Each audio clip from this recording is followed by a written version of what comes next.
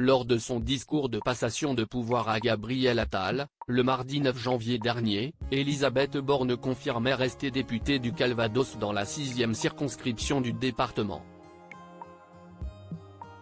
Je serai bientôt l'une d'entre eux, en tant que députée du Calvados, et je me réjouis de continuer à servir mon pays à leur côté avec détermination et exigence, annonçait-elle après avoir remercié le président de la République et dit toute sa reconnaissance pour sa confiance. Elle reprend donc la place occupée depuis le 23 juillet 2022 par son suppléant, Freddy Certain. Du côté des élus, la nouvelle n'est pas toujours bien accueillie.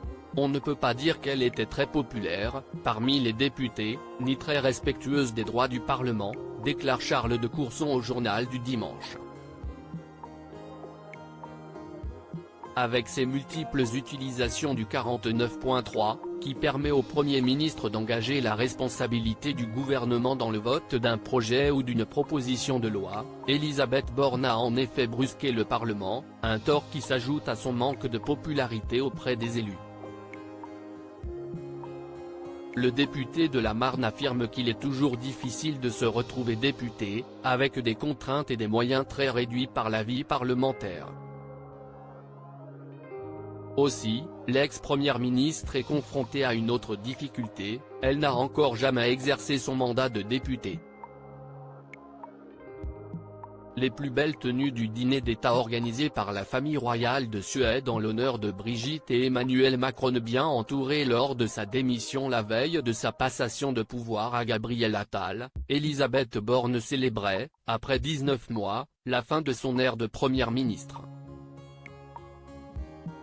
À cette occasion, la députée normande avait réuni différentes personnalités de Matignon, une dernière fois.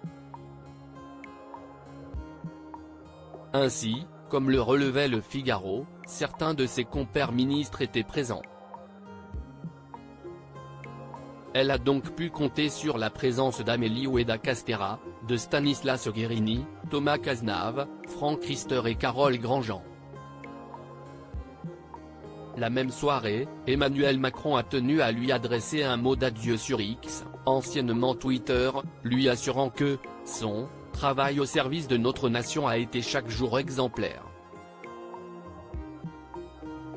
Vous avez mis en œuvre notre projet avec le courage, l'engagement et la détermination des femmes d'État.